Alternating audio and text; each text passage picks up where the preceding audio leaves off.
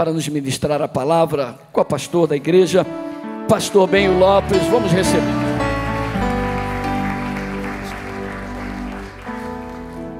Graças a Deus. Meus irmãos em Cristo Jesus, a paz do Senhor. Amém? Tomara que isso aqui não dê problema, rapaz. Oh, meu Pai. Aqui. As caixas. Não, vou vigiar. Graças a Deus. Vê o meu lá, que o retorno parece que está alto aqui, Felipe. Aí ele está. Levante a sua mão direita lá em cima. E diga assim comigo: ó Deus, muito obrigado pelo privilégio de estar assentado ao lado de pessoas tão especiais para a minha vida. Se o que você disse é verdade, antes de você se assentar, abraça aí pelo menos 2 ou 3 pessoas agora. E diga aí: muito obrigado por você fazer parte da minha vida esta noite. Porque grande és tu, maravilhas fazes tu, não há outro igual a ti. Diga: não há outro igual a ti, porque grande és tu, maravilhas fazes tu, não há outro igual a ti,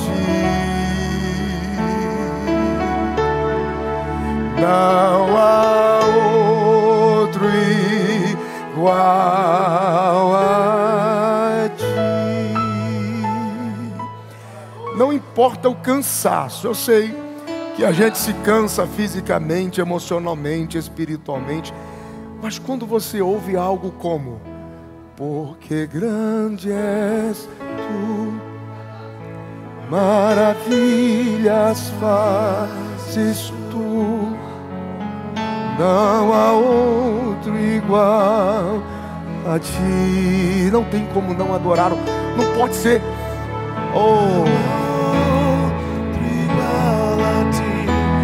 porque grande és tu, maravilhas fazes tu,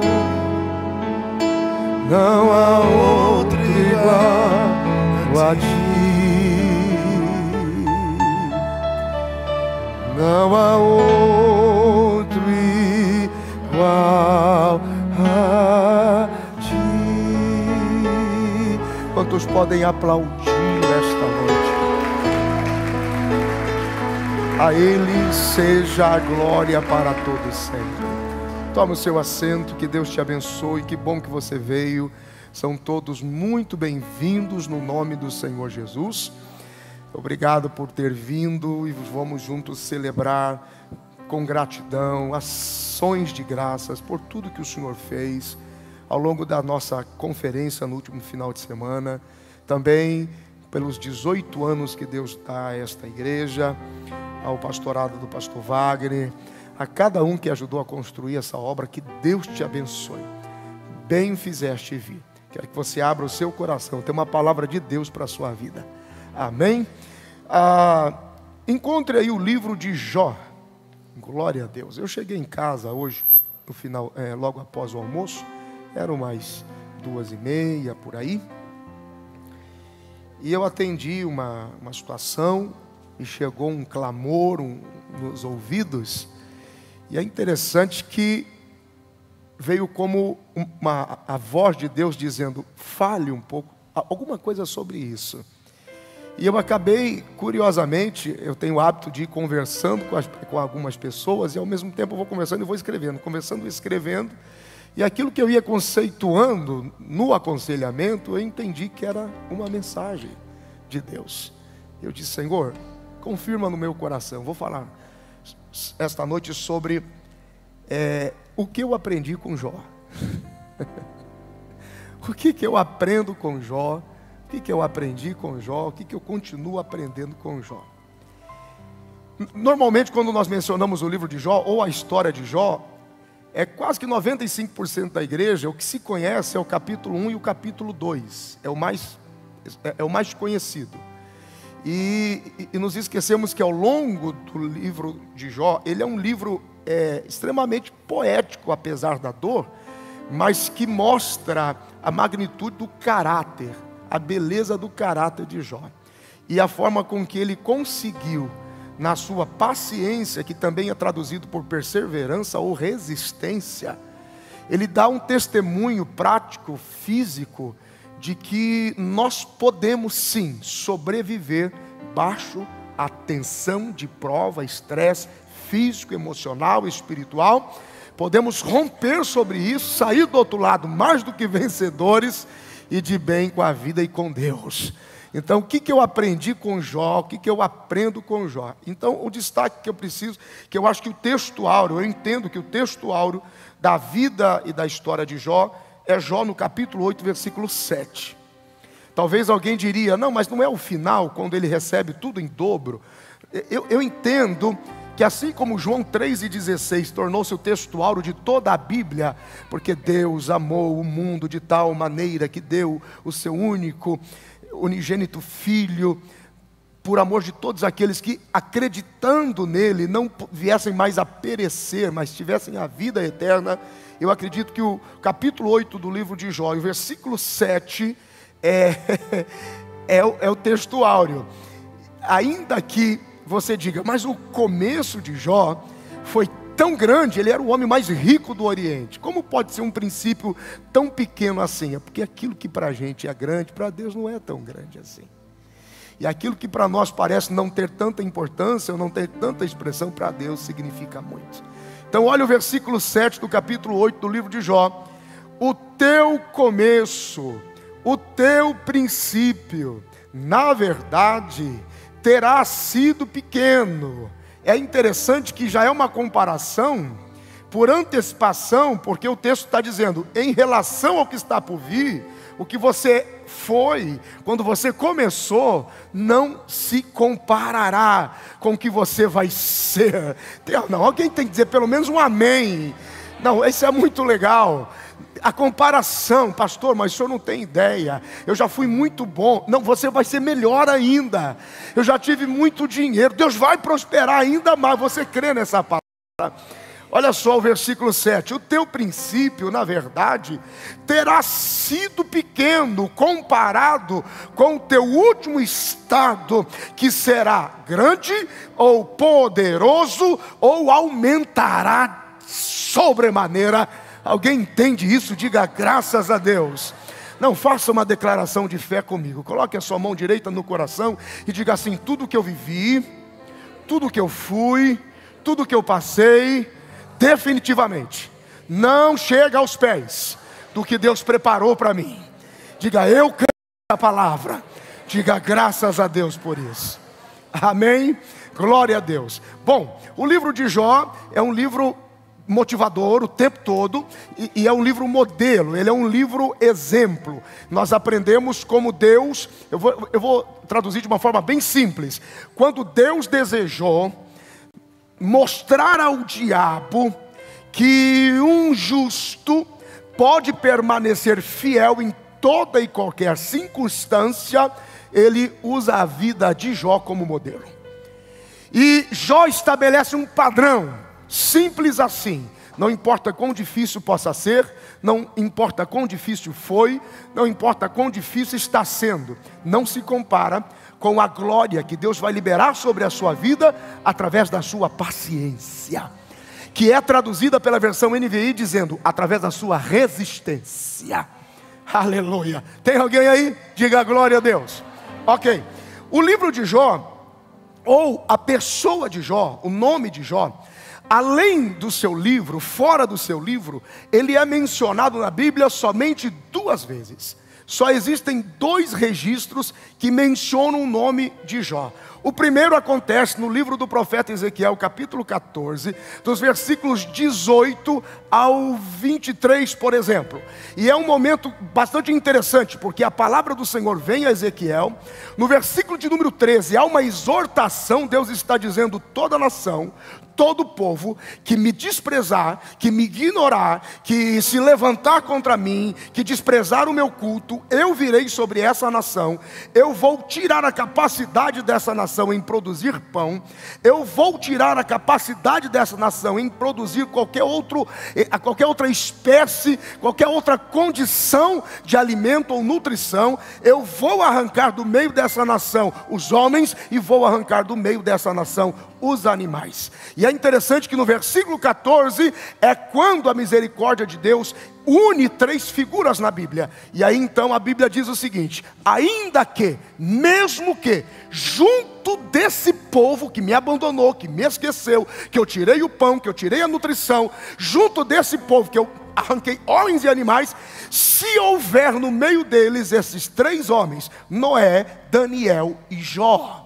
Noé, Daniel e Jó. Depois do livro de Jó, aqui é a primeira vez que o nome dele volta a aparecer na Bíblia. E ele é vinculado a 2 grandes nomes: Noé, Daniel e Jó. Diga comigo: Noé, Daniel e Jó. Noé está dizendo que não importa a circunstância, sempre vai haver uma família que vai temer ao Senhor. Daniel está dizendo que não importa a circunstância, sempre haverá um moço que vai manter o seu culto de pé e vai adorar ao Senhor em qualquer circunstância. E Jó está dizendo que não importa o quanto a gente consiga, o quanto a gente é capaz de suportar, perder na vida, sempre haverá a resistência e a paciência de quem sabe que o melhor de Deus está por vir. Só que não é só isto que une essas 3 pessoas. Noé, Daniel e Jó estão juntos porque a memória deles reflete 2 coisas. Primeiro, retidão. Diga comigo: retidão. É permanecer constante, permanecer fiel, permanecer estável, permanecer resistente a toda e qualquer circunstância. Se você conhece a história de Noé, se você conhece a história de Daniel, se você conhece a história de Jó, você sabe o que significa retidão. Segundo, intercessão. Eles arremetem à intercessão, porque a máxima deles, em meio ao caos, foi ter a capacidade de ainda assim interceder pelas pessoas que estavam junto deles, a família, os amigos, o povo e assim por diante. Primeira vez que o Jó aparece depois do seu livro, Ezequiel capítulo 14, versículos 12 a 23, eu resumi só os 3 primeiros para a gente ganhar tempo. Segunda vez que o nome de Jó aparece na Bíblia, na epístola de Tiago, capítulo 5, versículo de número 11. E ali ele é destacado, chama-se a atenção dizendo: Jó, é ali que ele ganha o nome de o pai da paciência, o pai da perseverança, aquele que ganhou resistência, aquele que conseguiu sobreviver ao extremo, porque ele foi provado e ficou exposto em muitas áreas. Talvez uma delas que eu citar aqui agora, você vai se identificar. A paciência dele, a confiança dele, a resistência dele, não importa o que aconteça. Algumas pessoas enfrentam algumas batalhas até fáceis de administrar, mas algumas passam e tornam-se tão pacientes quanto Jó. O que Jó teve que enfrentar? O que foi manifestado na vida dele? Ele tornou-se uma referência de resistência. Ele tornou-se um destaque de valor e caráter. Ele termina os seus dias como um grande intercessor. Ele também é um ícone de retidão. Mas ele passou pelo quê? Primeiro, ele precisou enfrentar a falência. Foi perdendo tudo. Foi perdendo todos os seus bens. Era o homem mais rico do Oriente. Ele possuía o total dos seus animais naquela época. Era algo assim surreal. 11.500 animais. Ele vai perdendo todos os seus bens, ele vai perdendo os seus empregados, ele vai perdendo as suas fontes financeiras. Ele enfrenta a falência, ele vai a zero. Como se não bastasse, ele fica doente. E a história bíblica diz que a doença dele incomodava as pessoas visualmente, incomodava as pessoas pelo olfato, e incomodava as pessoas pelo gemido, pelo bramido, pelos ouvidos, porque ele clamava dia e noite dizendo: melhor for eu ter morrido. Por que que o Senhor não libera sobre mim as portas do inferno? Por que que Satanás não vem sobre mim e não me traga de uma vez por todas?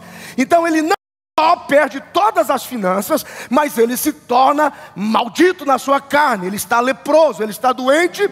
Ele provoca o desejo de que as pessoas o abandonassem, porque era ruim de ver, era triste de ouvir e era insuportável ficar perto dele. Ele lamenta dizendo: até a minha esposa não se achega mais a mim, porque é insuportável ficar comigo. O que mais que ele acontece? Ele sofre a perda da esposa. Perda da esposa. Ele sofre a perda da esposa. E é interessante, três coisas que eu destaquei enquanto eu lia. Primeiro, a esposa de Jó foi incapaz de suportar a doença dele. Ele reclama porque ela nem perto dele chegava, porque cheirava mal. Segundo, a esposa de Jó, ela desprezou o seu relacionamento com Deus por causa do problema do marido. Então ele vai perdendo tudo, até o esteio, até a força, até a possibilidade de ter alguém para interceder por ele. Ela simplesmente despreza a Deus por causa da enfermidade dele. E em terceiro lugar, ela o abandona. E a Bíblia diz no livro de Jó, capítulo 1, versículo 11, e no capítulo 2, versículo 5, que ela o entrega nas mãos de Satanás. Ela o entrega nas mãos do diabo. Sabe aquela circunstância que quando as pessoas passam por uma prova, quando as pessoas passam por uma dificuldade, alguém olha, sente tanta dor e diz assim: rapaz, nem Deus cura e nem o diabo leva. Que estágio desgraçado. Nem Deus restaura e nem um diabo acaba de destruir. Você já conheceu alguém assim? Existem muita gente passando por isso e fica se perguntando: o que está acontecendo comigo? Ela o entrega ao diabo, ela o abandona nas mãos de Satanás. Quarto, o que ele tem que enfrentar ainda? Ele precisa enfrentar a solidão. E é interessante que é uma das primeiras características de quem perde tudo que tem, falando de finanças. Porque quando se tem dinheiro, você está cercado de amigos. Mas quando você não tem dinheiro, as pessoas simplesmente desaparecem. Não foi diferente. Jó perde tudo e ele também perde a companhia. Ele se sentia exatamente um nada. Quinto, o que acontece com ele? O diabo investe tempo contra a vida dele para desgraçá-lo. E por incrível que pareça, ao longo de toda a Bíblia, o nome de Satanás, a ação e a pessoa de Satanás aparece mais vezes. O livro em que ele aparece mais vezes é no livro de Jó. Por isso uma prefiguração de Cristo antecipada. Veja que coisa interessante. O que mais Jó sofre? Jó sofre também o silêncio de Deus, pelo tratamento de Deus. Por algum momento Deus queria convencê-lo de que estava no controle, mas Jó estava se convencendo, e ele também tentava. É interessante, ele quer convencer a Deus a qualquer custo que Deus falhou com ele.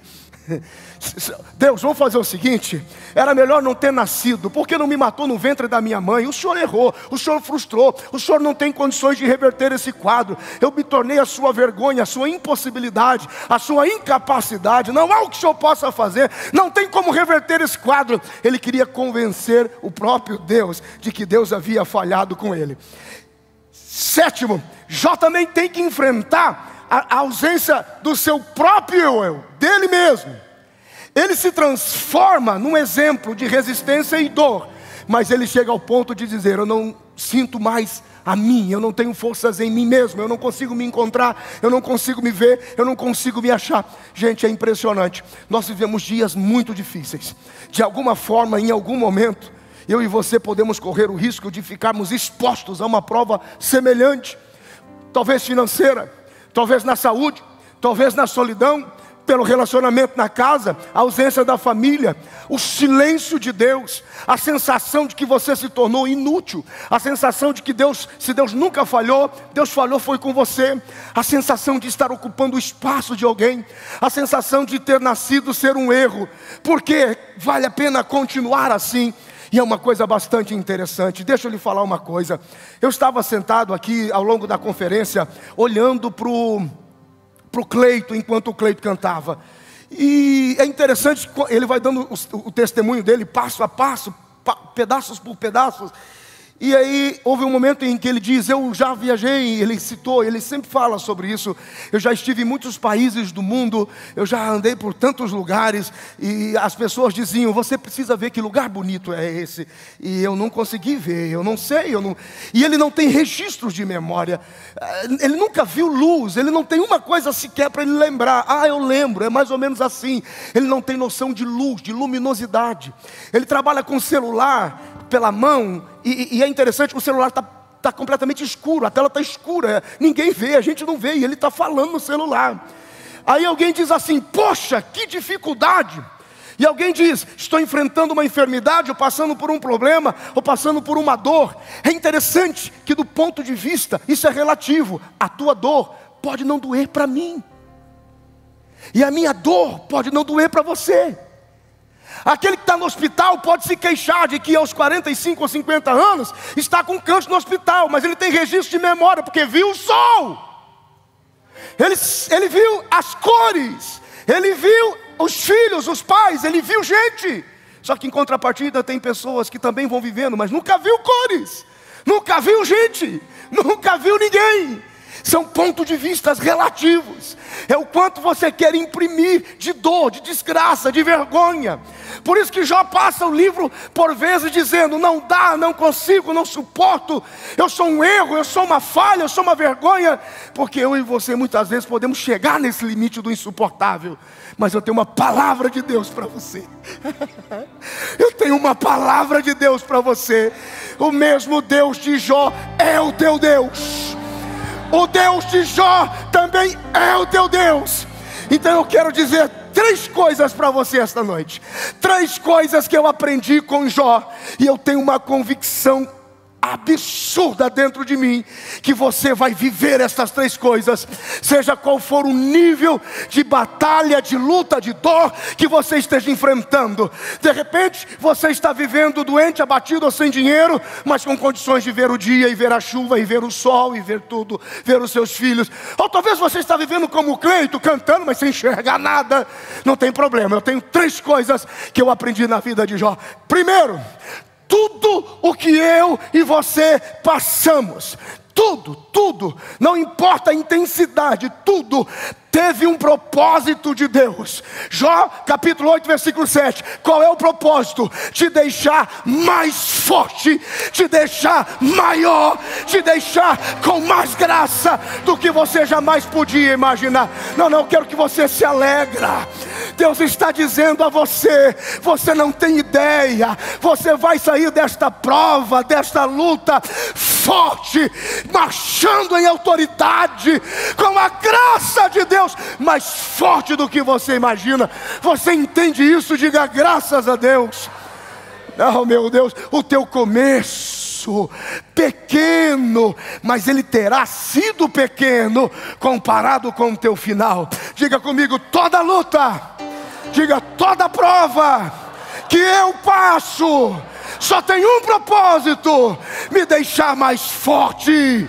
Quantos podem aplaudir ao Senhor por isso? Glória a Deus. Segundo, tudo que você passou, você pega a sua parte. Tem gente que está começando a luta, tem gente que está no meio da luta, tem gente que está saindo da luta. Então pega a sua parte, onde você estiver. Primeiro, tudo tem um propósito, te deixar mais forte. Segundo, tudo que você passou até hoje, tudo que você viveu até hoje, todas as dores, todas as angústias, todas as tribulações, tudo que você viveu até hoje não foi em vão, não foi por acaso, não foi por nada. Surpreenda-se aí agora, tudo estava conectado com o propósito de Deus para a sua vida. Deus estava te fortalecendo. Alguém pode dizer alguma coisa por isso? Diga comigo, por que, pastor? Não, eu preciso de mais. Diga, por que, pastor? Gente, acorda aqui comigo. Meu Deus do céu, diga, por que, pastor? Escritor aos Hebreus capítulo 10, versículo 36. Depois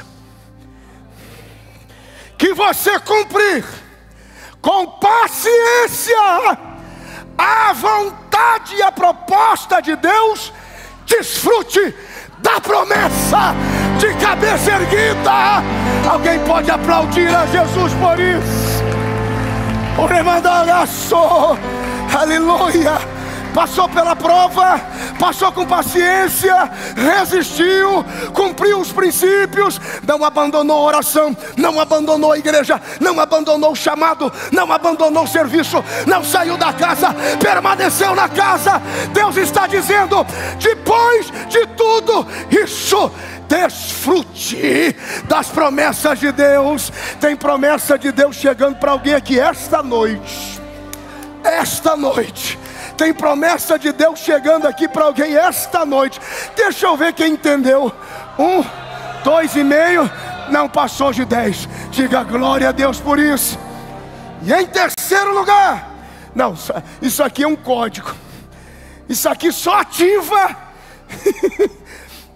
Eu aprendi no seminário que quando você fala com alguém e ele não está baixo ao código da revelação, é a mesma coisa que você estiver falando grego. Você diz glória e ele entende aleluia. Preste atenção nisso. Por que eu passei o que passei? Diga comigo, por que eu passei o que eu passei? Porque você foi escolhido.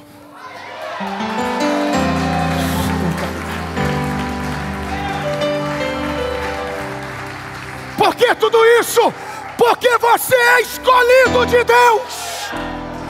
Você foi escolhido para viver esse tempo. Você foi escolhido para viver essa temporada.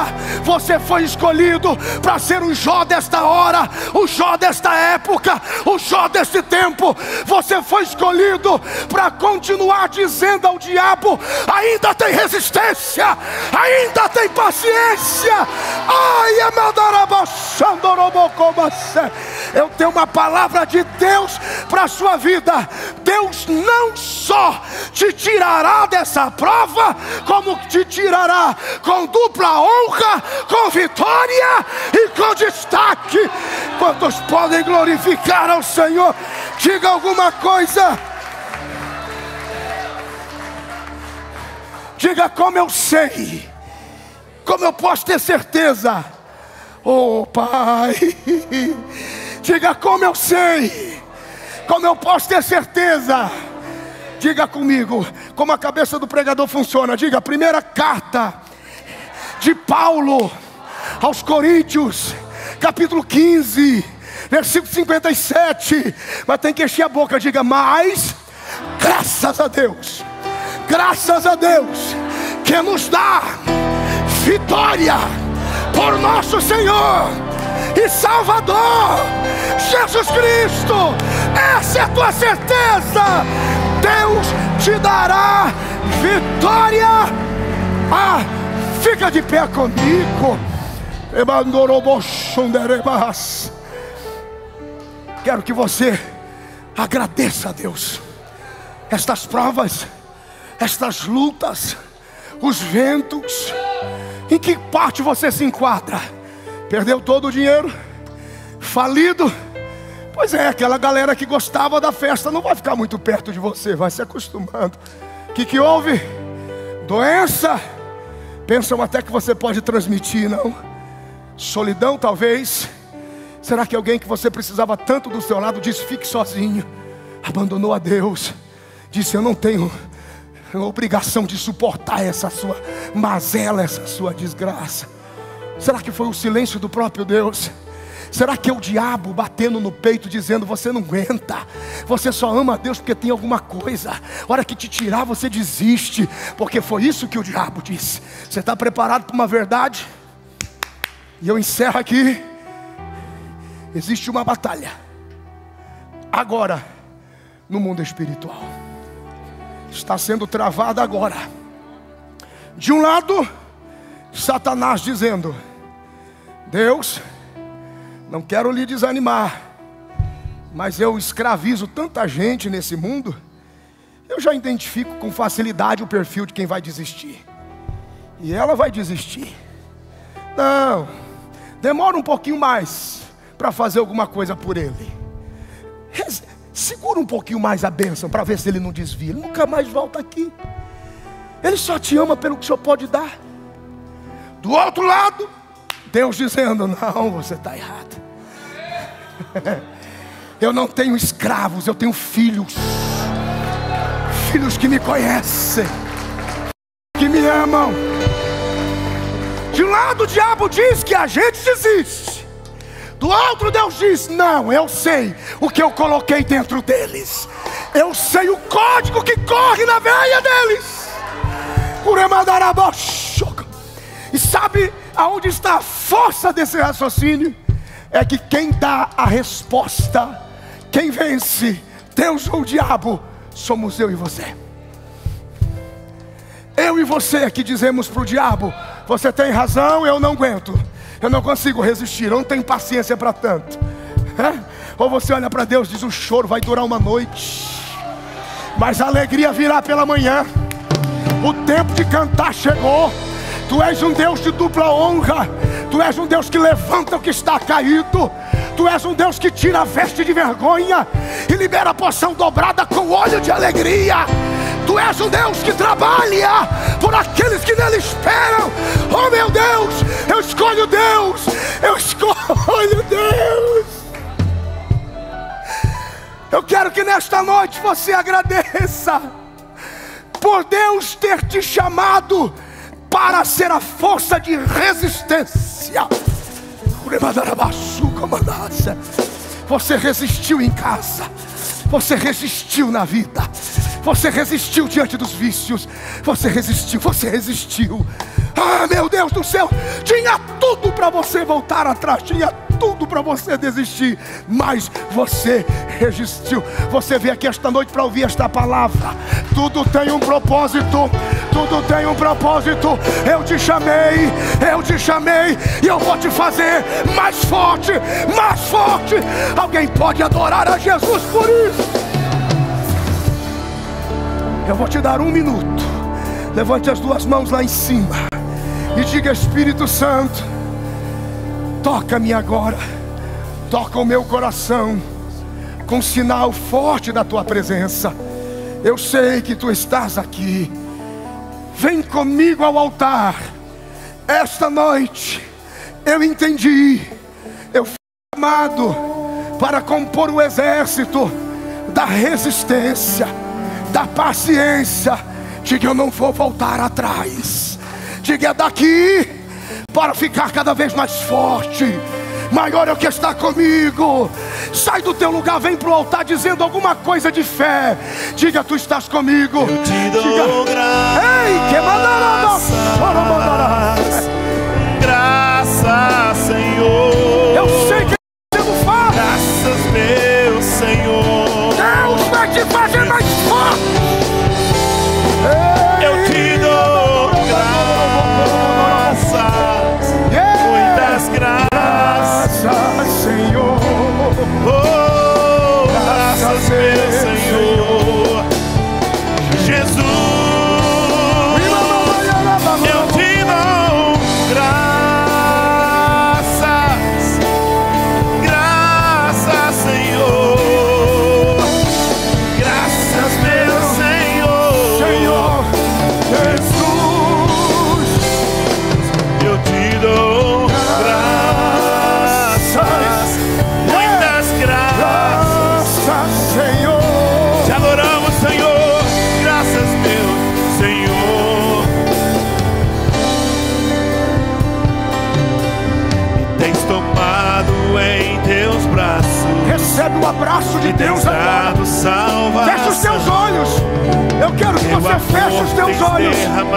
Aqueles que são batizados com o Espírito Santo, comecem a orar em línguas estranhas. Eu não sei agradecer o que tens feito por mim.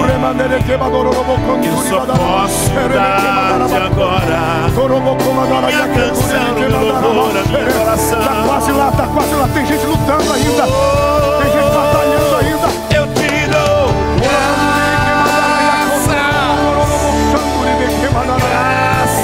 Senhor.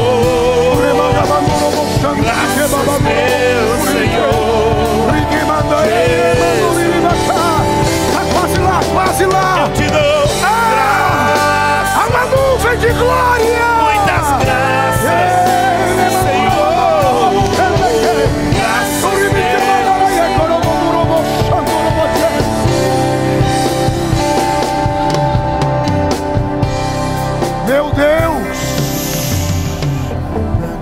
teus olhos.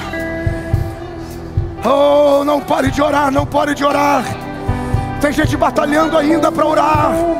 Comece dizendo glória, glória, glória, glória. Vai dizendo aleluia, aleluia, aleluia, aleluia. Vai chamando por Jesus, Jesus, Jesus. Você está recebendo agora um encontro sobrenatural com Deus. Você foi chamado por Deus. Você foi escolhida por Deus. A tua casa, o teu casamento, a tua família, os teus filhos, eles serão para a glória de Deus. Oh meu Deus, está terminando hoje. Tem batalhas aqui esta noite que estão tendo fim agora. Agora Deus está mudando o seu cativeiro.